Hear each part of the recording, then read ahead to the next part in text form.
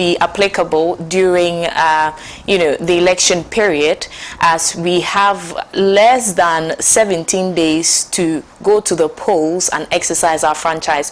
Good morning and welcome to Good Morning Africa here on Pan-African Television midweek, and we are coming through with so much positivity and big energy. You're watching us live from our studios 48 Swanika Street at Bilingpe, Accra. We also watch across 46 other African countries, some parts of South America and Europe via satellite. You're welcome to the newspaper headlines segment, where I share with you what's trending on our various newspapers. But today is Wednesday, so you know what time it is. We'll be having health conversations. Reason for the video you saw in the beginning, and it's quite interesting, right? We're throwing back way back. I know that Gen Zs won't understand this one, but if you were old enough, you know the song, and I'm sure you know the lyrics of the song. And today we'll be having a conversation with our friends from the AGYEKUM Municipal Health Directorate. We'll be talking about malaria and eradicating it, and they're here this morning looking all beautiful and always poised for the good work. Good morning, my friends. How are you doing? We are fine. How's it going? Going well. How are you preparing towards elections? As health professionals, what is your role in ensuring a peaceful election?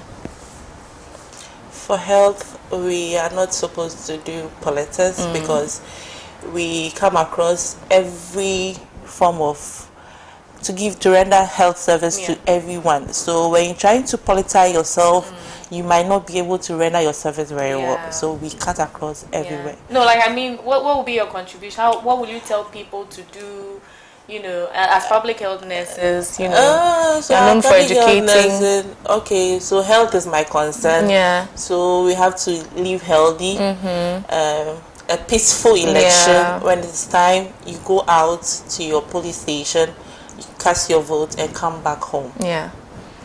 We've heard it from our health friends, and so that's what you're supposed to do. But hey, this morning we're talking about something different, not elections, but malaria. Now, malaria is a household name when it comes to the diseases that, exist globally. But it looks like people take malaria for granted a lot of times. Someone has slight headache, and I think it's malaria. Someone is feeling sometimes even depressed, then they feel it's malaria. They don't have appetite, they feel it's malaria.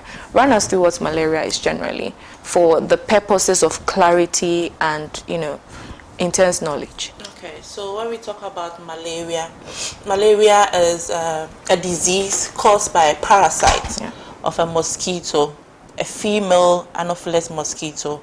So it is it's not transferred from person to person, but from a mosquito bite to a person. So if the mosquito bite has the parasite in it and it bites you, it transfers the parasite into your system. So some of the symptoms that you get when you have a malaria, you have headache, you have fever, you have malaise. So even though those are the signs and symptoms, there are other disease condition that has the same symptoms. So first, when you experience this, you have to first check your status and see if you are positive of malaria. Then treatment begins. My bad, I did not introduce them. So I have Yvonne and Doris, and they are my friends. I just wanted to make that clear. And they are public health nurses, so I'm proud to have public health nurse friends. But yes, let's move on to the conversation. Doris, let me come to you. The mosquito we are talking about, they don't just come out of the vacuum.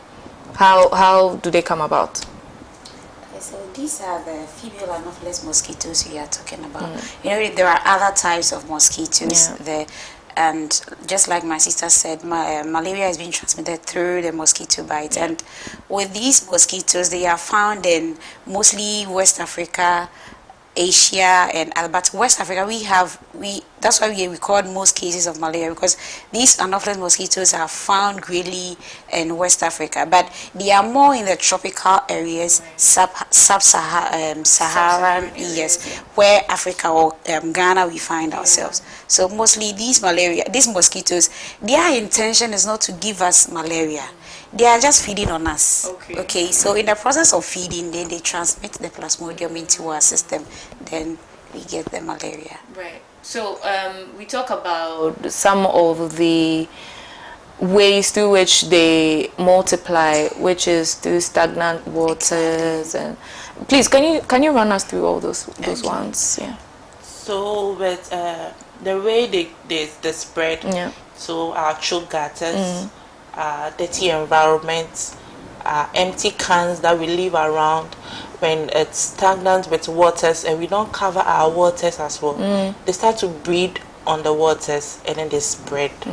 Yes, They multiply. they multiply. So And like then laying choke eggs. places. Yeah. Like a room is stacked with so many stuffy things in a particular, they try to be high there, and then they multiply with their eggs and They survive there. Even you were making a point. Give team. Doris. Doris.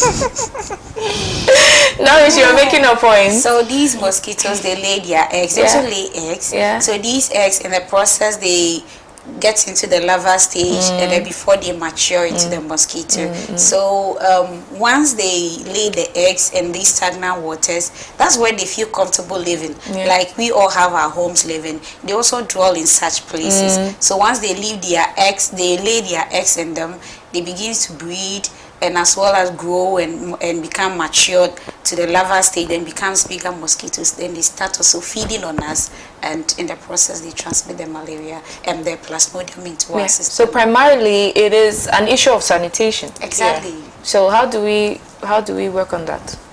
So first of all, our choke gutters has to be clean from dirt and then water as well. So it has to flow. So the water has to flow, not to be choked. And then our stagnant waters, we have to pave way. So if there's rain and then there's a place, maybe a pond, that is the water is choked, we have to make way for it to flow. Yeah. And then our homes that we use cans, we have to put it in a dustbin, cover it.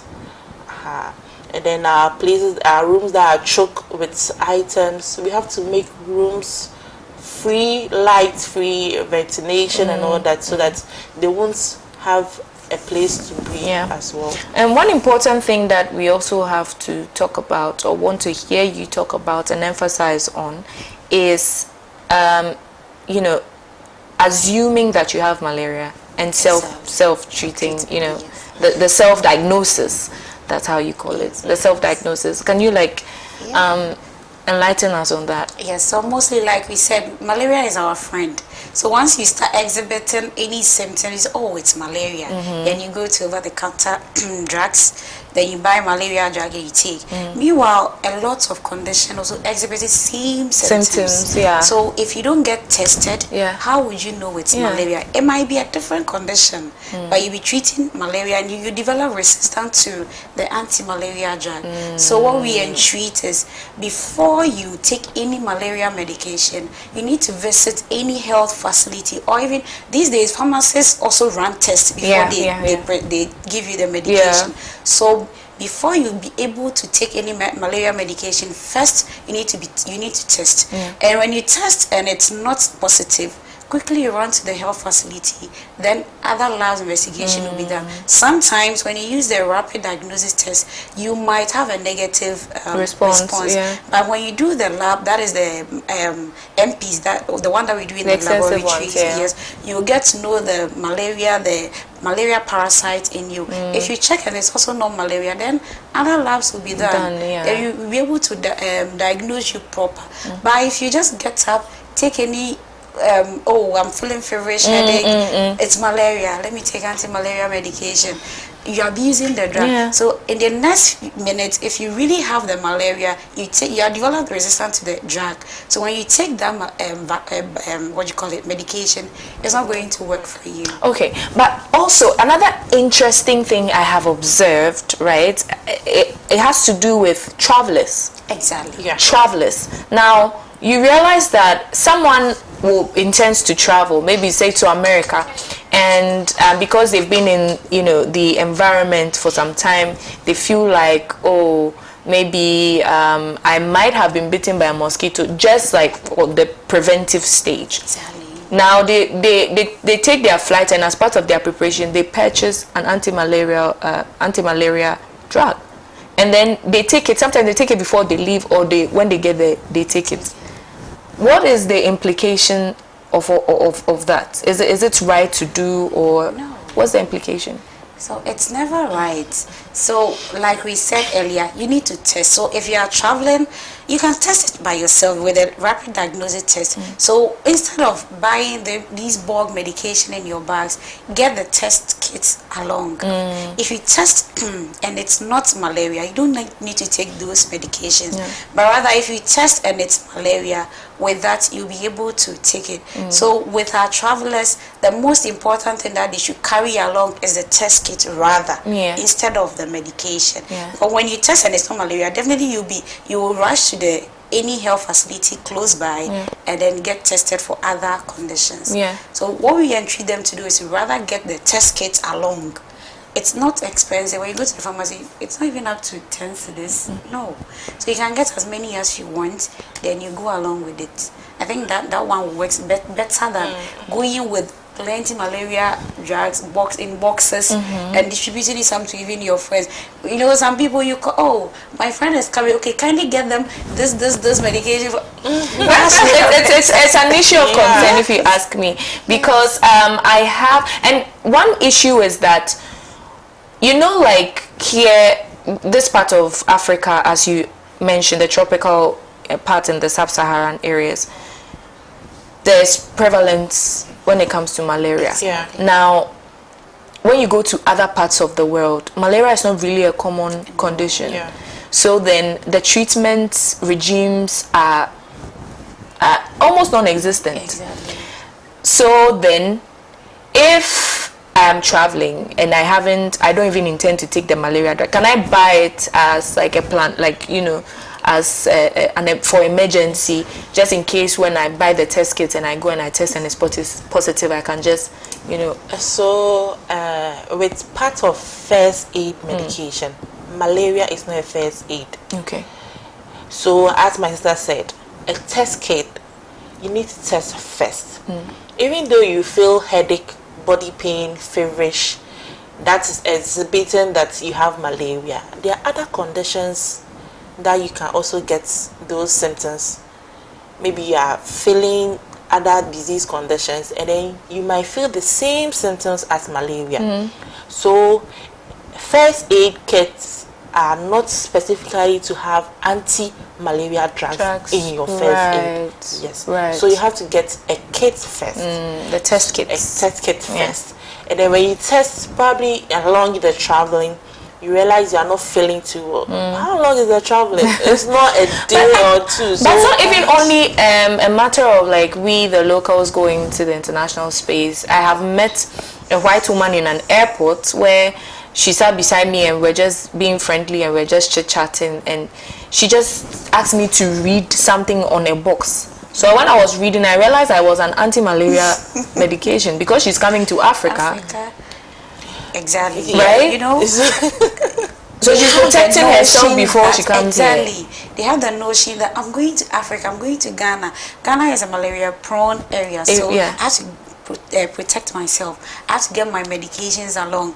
But these people, for all you may know, they may come and not even have malaria, but they know that Ghana. But is the drug supposed to fight the parasites which exist in your body, or is just going to be there and until the parasite shows up in your body? How does it even work?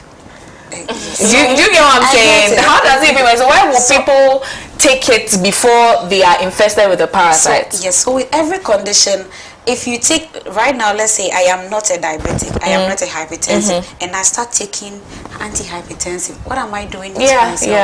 So just like malaria, you are not having malaria, you're not having the parasite or the plasmodium in your system. So what is the anti-malaria going to do for you? Exactly. So you're just taking it for nothing.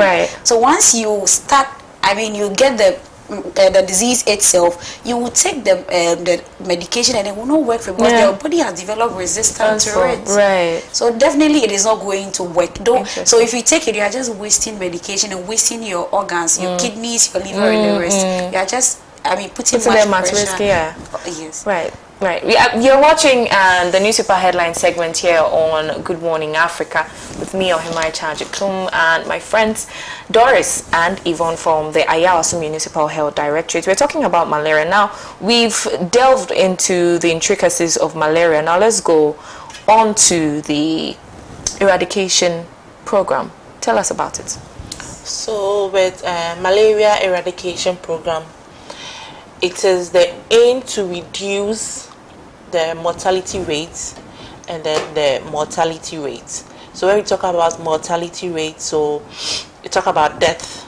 So the cases in death, we want to reduce it by 90% by 2028. And then in cases that we receive across the country, we want to reduce it by 50% by 2028. Right. So this is the aim. And then we have activities that we are going through to eliminate malaria by 2028. So some of the activities that we do is to distribute in mosquito nets. So NNet, LLIN. So it's long-lasting treated nets. Long-lasting treated nets. And I haven't seen anybody sleeping in a net in the longest time.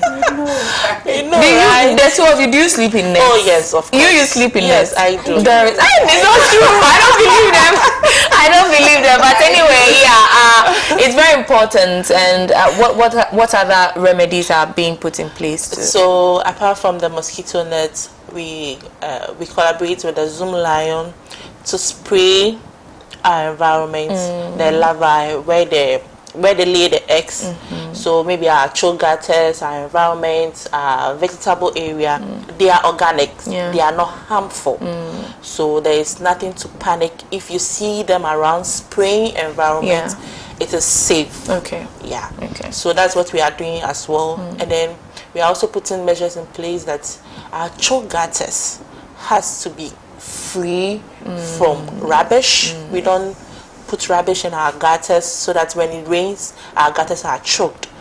And then also our cans, we don't leave them around for water to be stored in it to breathe. Our waters have to be covered for mosquito breeding on it as well. So what is that what is that are stored in containers like barrels and stuff like that? That's what you mean? Yes. Okay. Yes, it has to be covered. Okay. Yes. So when you store, it's a water. When you store and then you don't cover, the mosquito try to breed around it and then they spread. They lay their eggs and then spread. Right. Interesting. And then we're also trying to have treated medication treatment in schools. Okay. So probably your schools, the secondary schools, those are in schools, and then they try to probe into malaria. So the first aid, we have a school nurse that you have to attend to, treat, get tested, and then there is medication for you as well. And we are trying also to do mass drug distributing as well. Is there vaccination for malaria? Yes, there is. Okay. There is. Right. Okay, Yvonne. Doris. We have the anti-malaria medication, or we have vaccine for malaria. And we are doing a pilot with, there are selected regions, Volta region is part, and the northern regions too, they are also part. These are vaccines that we give to our children below 5 years. So from 6 months to 5 years, these children are being vaccinated. So the first dose is given at the 6th month, 7th month, 9 months, and then the 18th month. So when your child falls within this age, or this age bracket, they will take 4 doses of the malaria vaccine. Well, it is not in our area in Accra here, but it's a pilot. So once they are done with those regions, it will be extended to. So the success of it will determine exactly. But is there the selection of those regions as a result of it, the high prevalence? Exactly. In those regions. Okay. Exactly. So these regions are being selected. And it's really doing well. It's contradictory because the northern region is not known to be, to have too much sanitation issues, same as the Volta region. So why is it these two regions? You know, when before we do it, we pilot anything, the areas that we have, they are prone to, or they have cases, excess case, or a good number of cases, those are the areas we start with. So we might think that these areas, they don't have sanitation issues, but then we record a lot of cases in such areas. So then we have to start from there, and it's a gradual. It will be extended to the every other part parts yes. of the so, country. Okay. Yeah, and then we also have the seasonal malaria chemo prevention. That is. Periodically we giving malaria medication to the under 5s. Okay. Yeah, the children under 5s. Okay. Yes. And we also have the indoor residual spraying. That one, we will come to your homes, we spray your, and it's not harmful. It's not harmful. Is it free? It's free. Okay. So these selected areas, and so it's under the National Malaria Program. Exactly, Okay. the elimination program, Okay. where they will train people, go to various homes, spray their rooms and their environment. And after they spray, you lock your door, you close your door for like 2 hours. After that, you open your doors and windows for 30 minutes. Okay. Then you are good to go. When that is being done, you don't have to paint your room again or use stickers and other things, because they have sprayed the room in such a way that when malaria gets in mosquito gets into contact with it, it wouldn't survive or it will make them sterile. And we also have with the pregnant women, what we normally do for them is to give them the SP, the malaria medication. Once you get pregnant and you start hearing from your baby, I mean the quickness sets in, you start taking your anti-malaria medication. You know, at first we used to give it to them to go home, but we realized that they don't take it. Yes, so they always come with malaria case. So we realized that no, then if that's the case, you take it here. Yeah. So you come along with your water. After everything, you take your malaria jab. That's good. Before you go Yeah, home. I think we're making headway in Exactly. healthcare, systems in our healthcare system here in Ghana. But my producer just prompted me on one of the most frequently asked questions: the difference between malaria and fever. People confuse. Is fever a subordinate of malaria, or what? No. What is it? So fever is the rise in temperature. Okay. That's fever. Okay. But malaria is a disease. Yeah. So fever is actually a symptom Symptoms of malaria. Just like Did you hear? Akako, did you hear? All right. So interesting one. Right. So would that be all for the activities or the remedies or interventions that are put in place to eradicate malaria? You've mentioned the treated nets. You've mentioned the fumigation. Yeah. And also the clearing of gutters, that is the sanitation exercise. Yeah. And what else? The SP.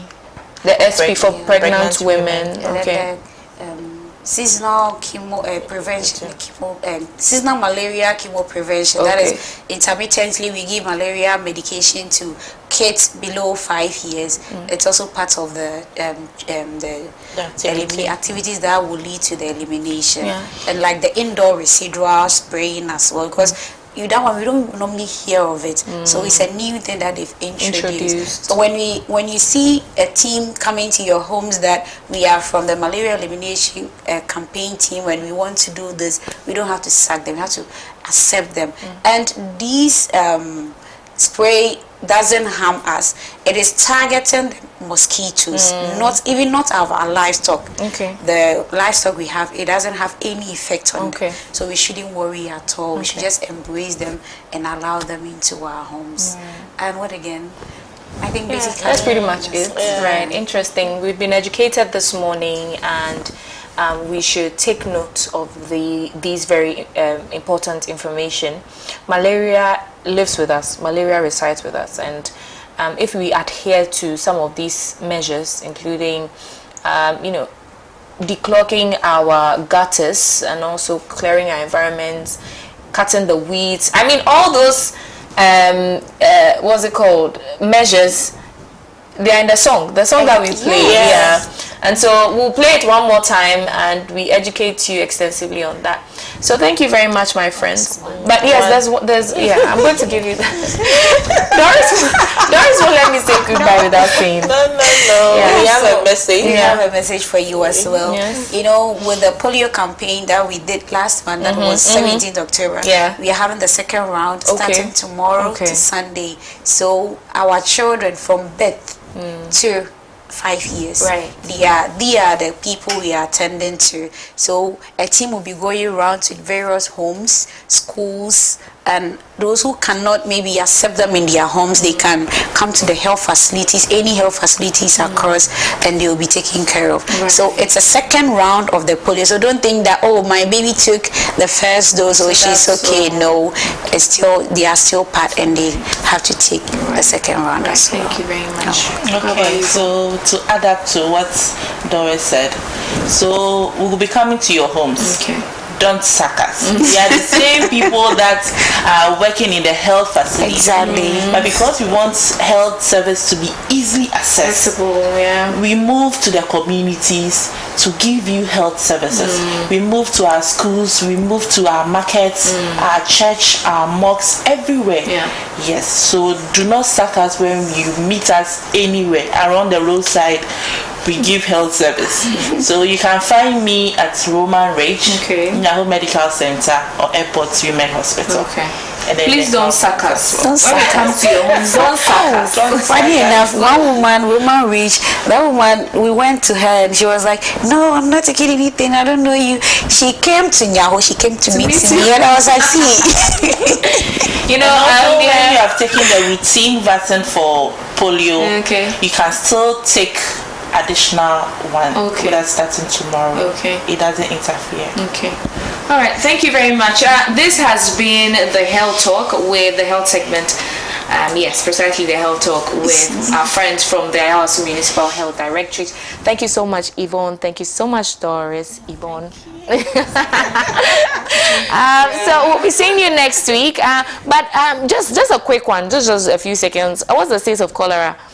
How are we doing?